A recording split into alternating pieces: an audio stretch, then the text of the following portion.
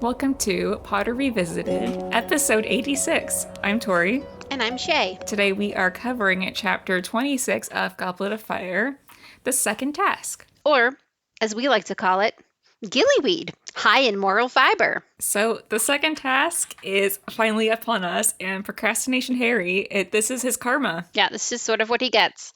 I just have to say, I just can't relate to that at all. Like, as soon as I was done task 1, I would be fretting about task 2. And like, if they said, don't even worry about it for a few weeks, I would still be worrying about it. Like, before I cracked the egg, while trying to crack the egg, I would also be learning new spells that might potentially be handy once I've figured out what the egg's all about. Like, I would be so neurotic. I can't relate to that level of procrastination about something as serious as this. But they're in terms class, and they're learning banishing terms, which is fun. Yeah. And Pavardi's hat gets knocked off by Ron. And it just is a pleasant reminder that, yes, they wear witch hats and wizard hats in class. And I love that. And they completely steal that from us in the films. And it's like such a cute vibe. Like they tried to like remove the wizardy vibes to just lean into like medieval castle-y vibes. And it's like, no, I want the little tidbits of wizardry and all the visuals. Give me the stupid hats. I want them. They had it in like the first film, and then they got rid of it. And like, I get it, because like the wizard hats in particular look so goofy on the boys when they're like borderline toddlers, like little 11-year-old boys. Like it looks like sleeping hats kind of.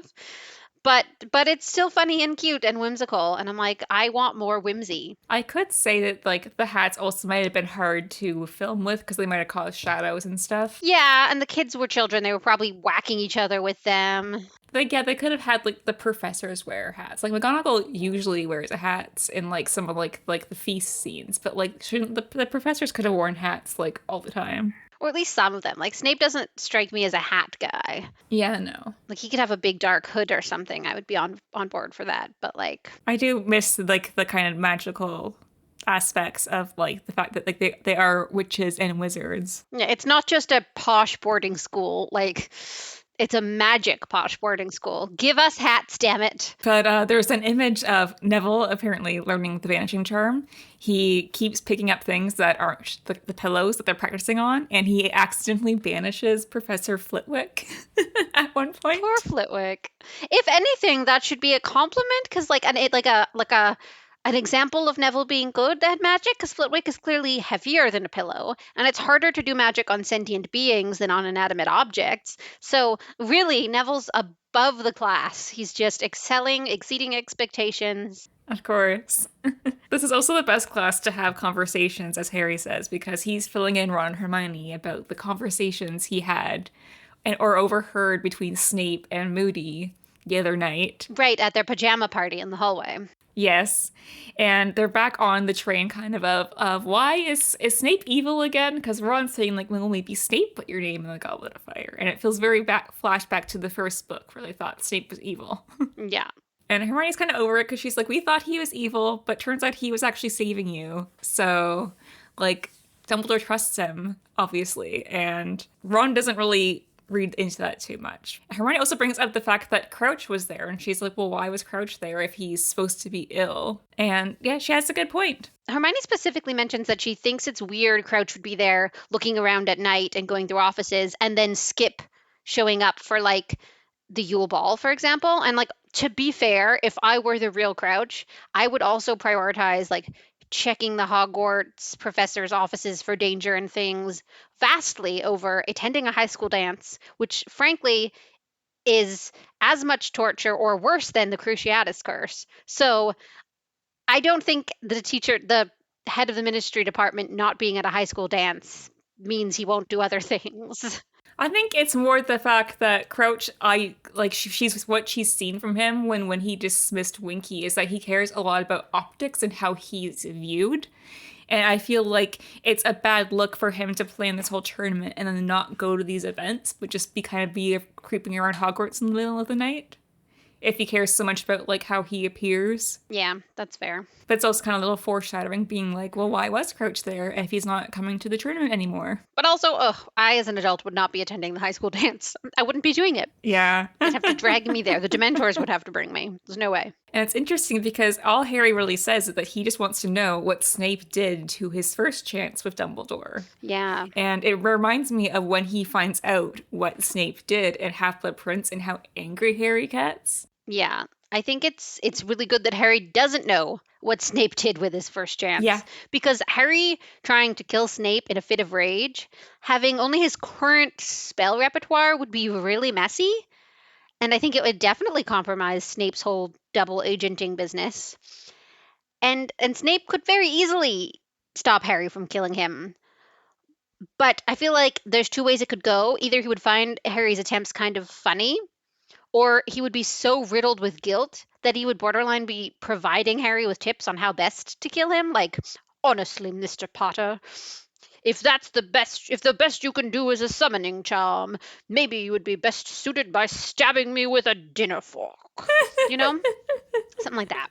I do like that while in class, Harry does his best version of the banishing charm when he's not really paying any attention. I think it really says a lot about the type of wizard and sort of person Harry is. Like when he's trying too hard or too focused on something, he makes those mistakes because he's a natural. He's not so much like a technical wizard, he's sort of an emotive wizard. So focusing too much on trying to do something at times reduces his skill level. But when he's focused on something else and he just lets his pure talent go through, he's much better at things. And he's like that as a person too sometimes. Like he's his best version of himself when he's not trying to be, you know? So Harry and Ron and Hermione are kind of going through the library books to find out how Harry could, survive underwater for an hour for this task. And Harry brings up Aqua Lungs to Ron, and I had to look up what these were because I had an image in my head as a kid of what they were, which is like a little breathing mask, but it's actually basically like diving equipment. Yeah, it's basically scuba gear, yeah. I mean, nowadays you would think it's like a rebreather or something smaller because it seems more like it would feel like Aqua Lungs, but I knew it was scuba equipment from the beginning, but I really love that Harry's first thought is like the most Muggle solution. How do you breathe underwater? Scuba gear. People do it all the time. Muggles can do it. And the reason why they shouldn't do that apparently is because he would have to use a summoning charm to like steal it from a Muggle town and it would be noticeable to Muggles. But my question is, why doesn't he just order some? Like he's got a bunch of money and I know it's wizard money, but there has to be an exchange rate because like actual weight of gold's value exists in both of those currencies and the rate, diamonds and emeralds have an equal currency value in both currencies. So like to me there's an exchange rate. So he could just write to the bank, say, "I, Harry Potter, would like you to withdraw enough money for some Aqua Lungs," and then order some. Send a letter to I don't know, normal Muggle mail order delivery place. Hermione's parents convert like their money for Hermione into like Muggle money. Exactly. From like the second book, so it's definitely possible. So why are they just trying to crime? They should just order it online out of the Sears catalog. I love the idea of Harry just taking the most like Muggle way for this challenge. Like, what if he just went off and took scuba lessons and then comes to the task with his Muggle scuba gear, wins, and then how do they judge him because it's supposed to be a magic task and he didn't use magic? I mean, honestly, I'd still give him full marks. He succeeded. He's smart. He knows how to order things through the mail. What do you want from me, I just love Muggle solutions to wizard problems. I love the idea of like, so transfiguring yourself is brought up by Hermione, and she's kind of lamenting that like, oh, it's too bad we haven't learned this yet because it'd be really useful here. And it is what Crumb ends up doing, but he doesn't do it great. But all I can think about is how at this point in time, James, Remus, and Sirius were all like, well, James and Sirius were Animagi at this point. I don't really include Peter in helping them, figure out how to do this at their age. I'm pretty sure it was just the three of them that figured it out.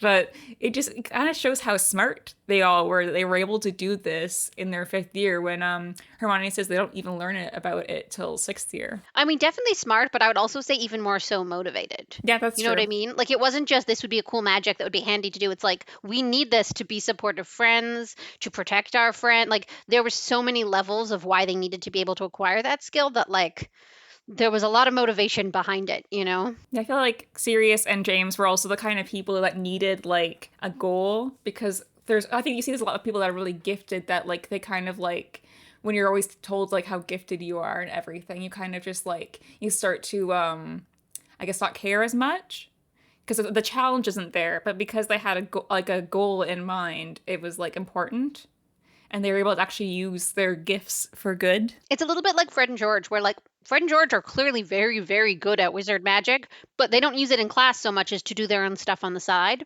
You know, a level of like you have the skill, but not necessarily the academic ambition. Yeah. But I also really, really love that Harry jokingly suggests just attacking someone in front of Moody and letting Moody transfigure him. But what I love more than Harry saying it is how Hermione takes it seriously. And she's like, well, how would you get him to specifically turn you into something that breathes underwater, Harry? Yeah. You know? And I'm just like, I love Harry goes for a joke. Hermione takes it seriously. It's just a perfect interaction between them. And like, if you really think about it, Moody/Barty probably would allow Harry to request to be an aquatic animal because like he does need Harry to survive to the final task. So if Harry was like, gee, sure would suck if I did something to get myself transfigured, it would suck a little less if it was into something aquatic. Moody, wouldn't that suck? And then he attacks someone and Moody's like, taken. But they still have classes, and Hagrid's back to teaching now, and he's actually continuing what Professor Grumpy Plague has been teaching them about unicorns. And Harry notes that Hagrid actually knows like a lot about unicorns. So it kind of shows like Hagrid does know a lot about magical creatures. He's not completely incompetent as a teacher, but he only really teaches them the things that he cares about or finds interesting. Which I always find really annoying with teachers. Like if they just focus on what they like best, and you're like, yeah, but I also need to know other things. Mm-hmm. Yeah, so they're trying to learn in the library, and Harry's trying to figure it out. And then Fred comes and steals Ron and Hermione away from poor Harry. And Fred's like, yeah, Minerva told me to come get you. And also, she looked pretty unhappy about it. Grim. I believe he said Minerva looked grim. And honestly, poor Minnie G, because of course she looks grim. The Hogwarts staff is once again trying to kill students, and she's one of the few adults who thinks that's a bad thing. You know? She's like, oh, we're gonna make them unconscious and stick them underwater. And their only chance, and they're going to be saved by other students who might not know what they're doing underwater. Wonderful, spectacular. This is a brilliant plan. There's no way this could go wrong. Yeah, I do wonder how that idea for the task, because they obviously had to be pre-planned, how that got brought up. Because I feel like, at least, would hope that parents would need to sign off on, their kids being like, does Hogwarts send out, like, liability forms to the parents at the beginning of each year? The only thing you need permission for is to go to Hogsmeade. That is it. Yeah, so you can almost die. We can put you in a life-threatening tournament where you could die publicly in front of everyone, but you don't need permission for that. But Hogsmeade, we don't want you buying candy without parental consent, You can't leave the grounds without your parents knowing. But if it happens on the grounds... Yeah. Yeah, because I just feel like, there's a lot of things that they agree to at Hogwarts, and everyone just is like, oh, it's just Hogwarts, that's normal. And it's just like, if this is in the real world. No, it's not actually. It's not. Like, if you think about our high school experience, there were things that happened at our high school that I think back are like kind of weird and were kind of weird at the time, but no one made a big deal about it. Anyhow, like, those are weird things that I'm like, they happen, kind of strange. There was asbestos in the ceiling tiles. What do you want? That's just the high school we went to. And I guess that's how people think of Hogwarts. It's just those things are quite different than maybe some asbestos in the ceiling and a cow in the library. Like a dragon is worse than a cow. Yeah, exactly. I feel like that's not a controversial statement. But Harry tries his best to, read through all these books trying to find something, but he's running out of time. And he has this kind of like weird nightmare where he assumes that that something's going to happen. Well, he assumes that when they take something, it's going to be an object. And to Harry, his most important object is his firebolt because it came from his godfather. He's just one of the one things that he really likes. It's really expensive. It's one of the first real gifts he ever really received. I mean, he got books and stuff from Hermione, but like, it's a cool gift. It's like getting a car. Yeah, and it's from his godfather. So it's like from family, which is like really important to him. And to be fair, when someone says we'll take something that you'll miss, you don't think it's a living thing, except maybe a potted plant, because someone and something are different. I'm not going to say there's something in the passenger seat of the car and have it be you, because I would think it's rude to refer to you as a something and not a someone. Yeah, but Dobby wakes Harry up and kind of like, Harry, you have to go save your Weasley. You easy. And so Dobby just did everything for Harry. He has the Gillyweed, so he has the solution. He's like, I was just eavesdropping on the teachers. I'm like, damn, Harry should have just been spying on the teachers. So Dobby figured out what Harry needed. He came and woke him up for the tournament that starts in 10 minutes. And then he's like, oh, so they stole your Weasley. Which is honestly helpful, because I feel like Harry would have, like, been so mortified if he hadn't expected to see Ron underwater, unconscious, hanging there. Yeah, I do wonder if they were kind of told that they know something was taken from them, but I think no one's expecting it to be a person. So that has to be quite shocking, I think, if they weren't pre-warned about that. So Harry might have had it a bit easier than everyone else, knowing. Yeah, but Harry has like this feeling of dread, realizing that it's Ron that has been taken and not, his firebolt or something like an object. And his common sense goes out the window because he just realizes that if, I don't save Ron in an hour, Ron's going to be dead. So he just goes running out of the school down to the lake like a madman. It is really sweet, though, because I always talk about how important Ron and Harry's friendship is, especially in this book in particular. It's really, really so cute that Ron is what Harry would miss the most. Like, it's really wholesome, but it's also kind of like sad that what Victor Crumb would miss the most is a girl he's only known for at most a few months. Like, they imported Fleur's sister from France. They brought her from France. She wasn't eligible to enter the tournament. Does he have no close school friends or relatives he likes? Yeah, I had to note a few things down about what it says about Crumb's life. That the only thing that he couldn't live without was this girl he's known for a few months. And then also to me, he's on a sports team, right? And to me, from what I know about sports culture, a lot of the times your sports team is like a family to you. So what about Team Bulgaria's keeper? Because if I know anything about sports teams, is they fucking love their goalie. You know what I mean? If you look at their goalie wrong, they will curse you and your entire family. They'll have you taken to jail for tax evasion. They'll sort it out, So, to me, at bare minimum, he's got to love his goalie. And yet, no, it's some girl he went on one date with. Well, I feel like he probably, because Crumb is actually quite young, I think, for, to be this professional athlete. He's still in school. So there's a lot of, I think, probably would be separation in relating to his teammates who might be, older and not in school anymore. And maybe he's quite sheltered because his life has been Quidditch, and that's what he's good at. And to have someone that actually, sees him as a person and not just, an athlete, I think it's probably really, really refreshing for him to feel like someone that actually, cares to know about you as a person to him. I sort of go into this later on, actually, but if your professor or headmaster of your school decides what's taken from you, maybe Igor Karkaroff thought, if we kidnap Victor Crumb's little sister and stick her in the lake, he won't be as strong underwater. So we want someone that everyone believes he could miss, but won't traumatize him too much, he's psychologically I don't want it to be his mom or his dog. He really likes them, but he went on a date with that girl, so people will believe that, but it's not going to be as traumatizing and maybe give him a psychological leg up. Or Karkaroff was too lazy to import somebody from Bulgaria, and he's like, just grab someone at Hogwarts. She's cute. Let's get her. Because we also have Cho for Cedric, and we don't know a lot about Cho and Cedric's relationship, but ideally they've only really been together since the Yule Ball. And you gotta think that yeah, he really likes her, but what about his parents or, his best friend? Yet there might be other people in this. I get for the plot, it makes you're trying to choose people that kind of makes sense for that Harry wants to rescue everyone. Yeah.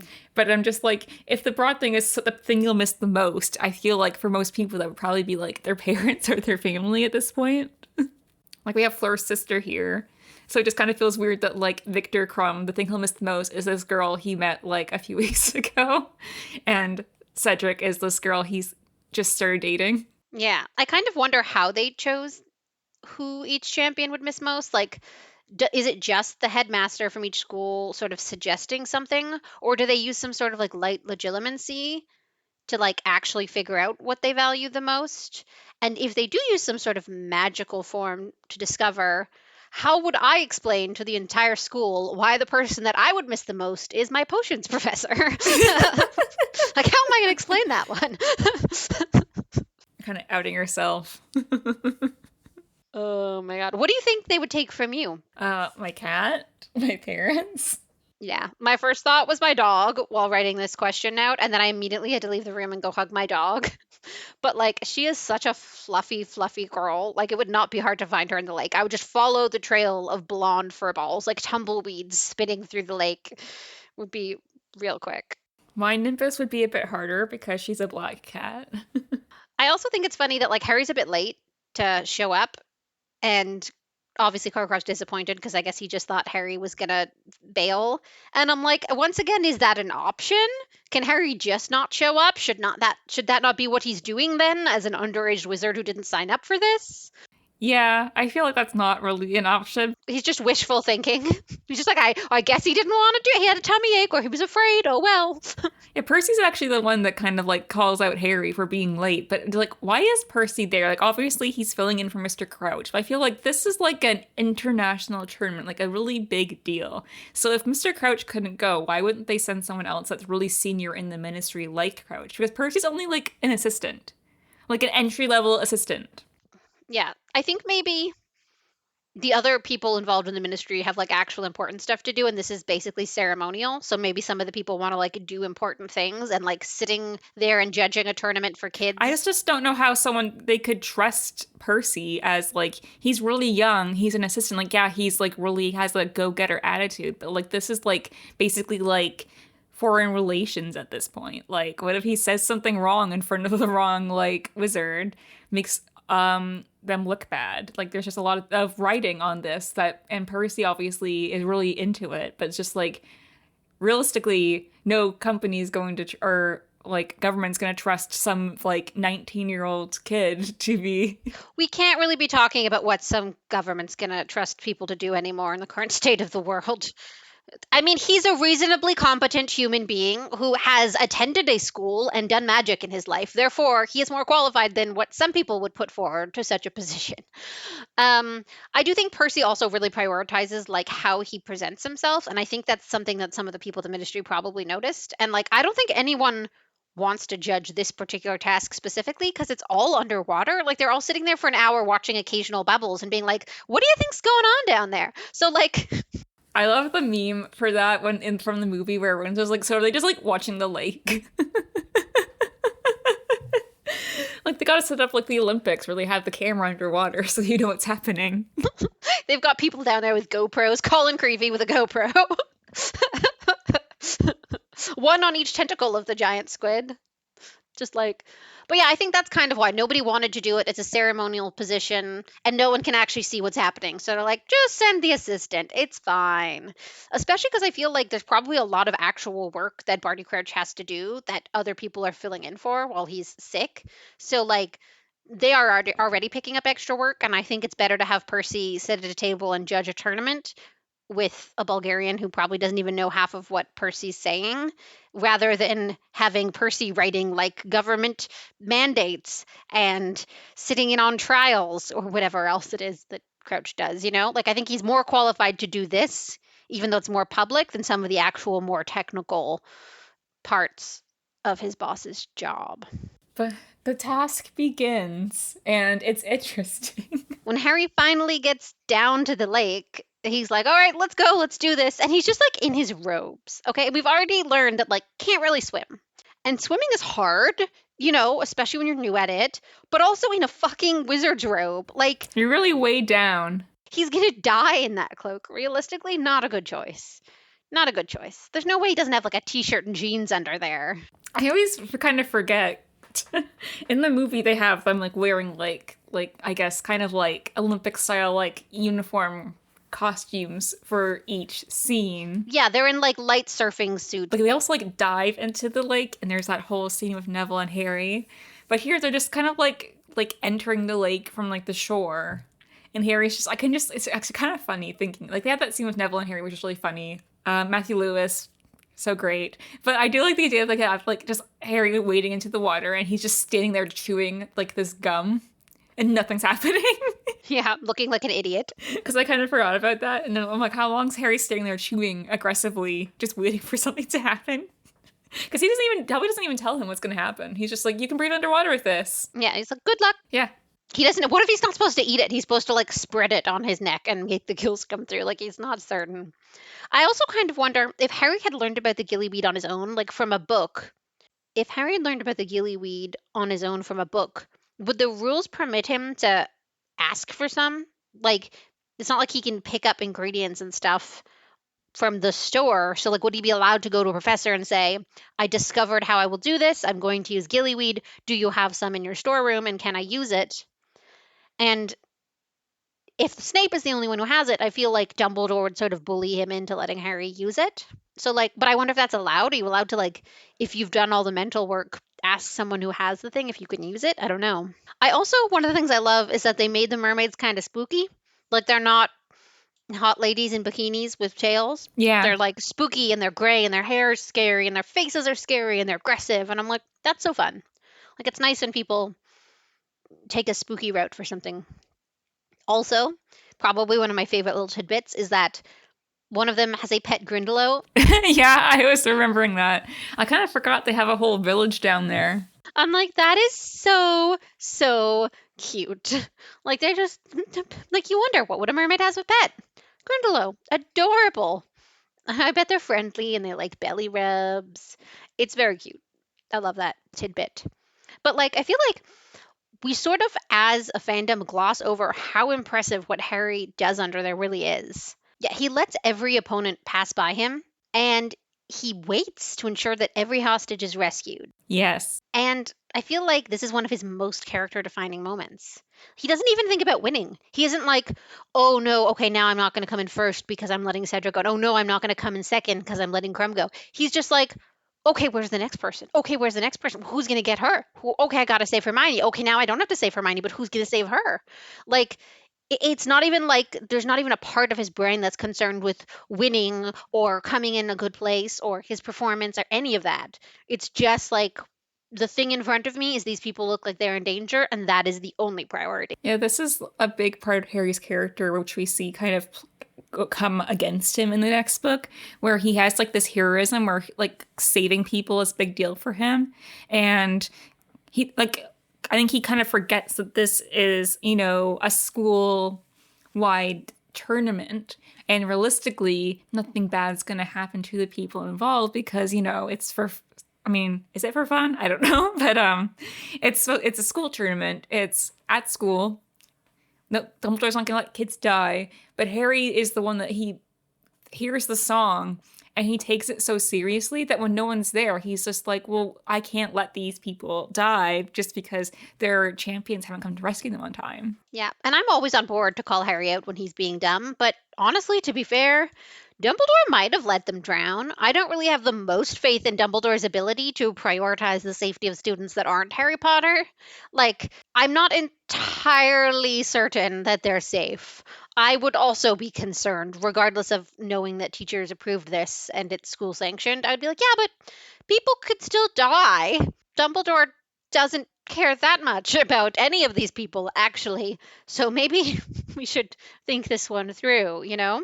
I love also in the book, they talk about finally when Harry and Ron and Gabrielle? Gabrielle, when they finally come out of the water, Percy is so worried about Ron. Like, he's in his dress robes trying to be an official government guy, and he gets in the water in his robes. And it's such an, like, undignified sight, I'm sure.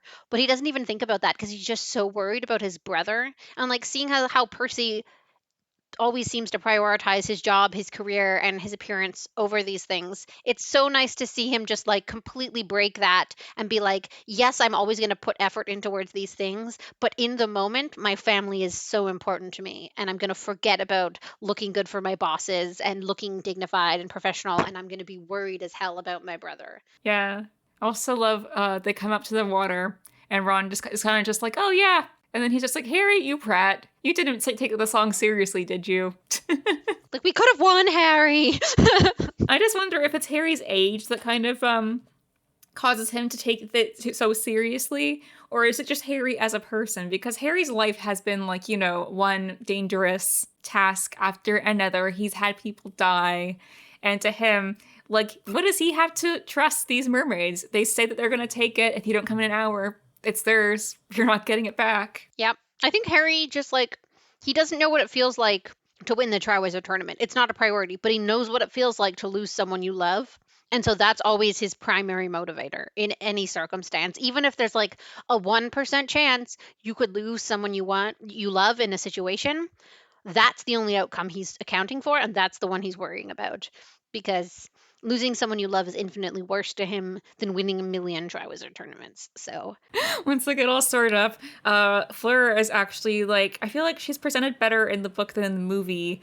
We see like how we know that Fleur is very capable, and she's kind of goes against the stereotype of like, that beautiful blonde that like isn't like capable of this tournament. But obviously she was held up by the Grindylows, but she cares so much about her sister that like she is disappointed in herself. Like she wants to punish herself. Like she's still all cut up. She hasn't been like healed because she's so worried about her sister.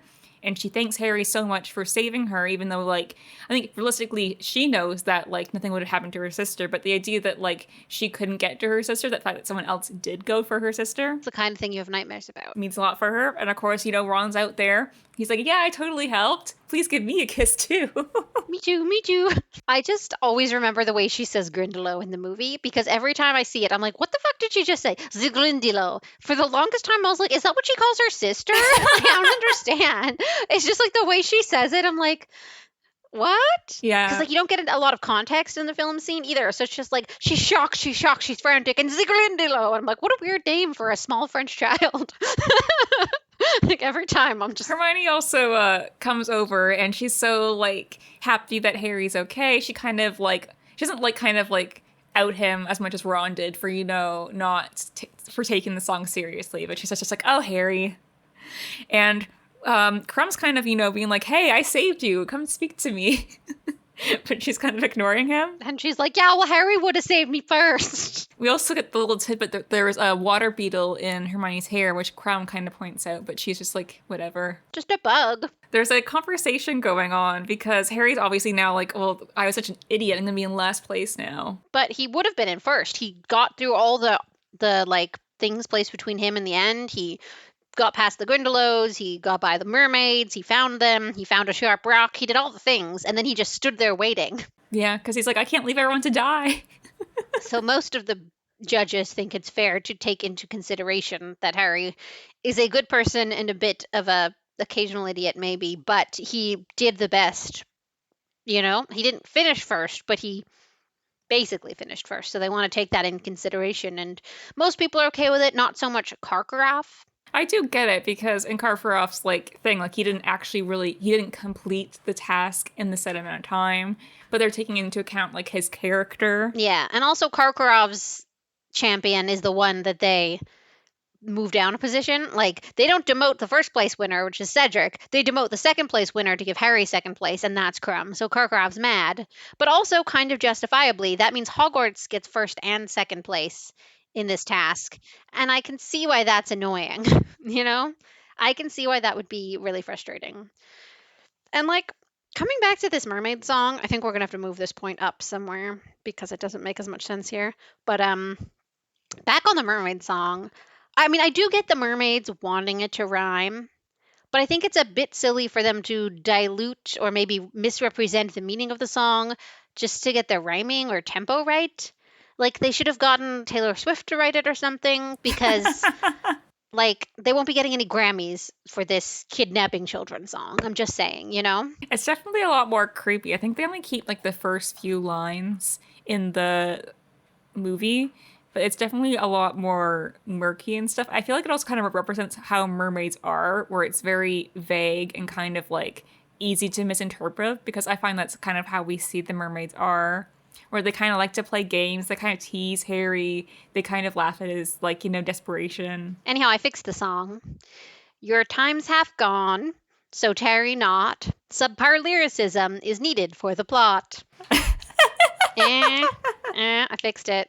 But the chapter ends with Harry completing the task, and the next task isn't till June. And here he goes again, where he's just like, oh, I don't have to worry about this until June. Well, they do say they'll give you more information in a month. So he actually gets permission to procrastinate for a month. And it's just funny that Harry always does this to himself, where he gets like a deadline and he's like, oh, that's not for a while. And then the deadline comes and he's like, why did it come so fast? I just also want to say, I think it's really cute, girly fun to have a chapter with unicorns and mermaids. Like, it's got unicorns, it's got mermaids, and it's got witches. It's just like, little me is so thrilled by all the fantastical whimsy of it, you know?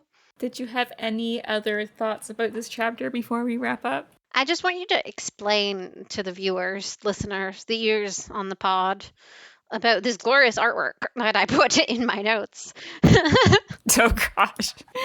So doing my notes for this chapter, I was jump scared because I scrolled down to the next page and there's this picture of Snape, which is a movie still, I believe, of Alan Rickman, which either you or someone else has put a bunch of hearts. Oh, it was me. It was me. Of course it was you who put a bunch of hearts on it. So just know that that's in our show notes. Sir, I provided her with a beautiful image because Tori loves unexpected Snape. I should give a Snape sucks point just for that. He looks incredibly handsome there, Tori.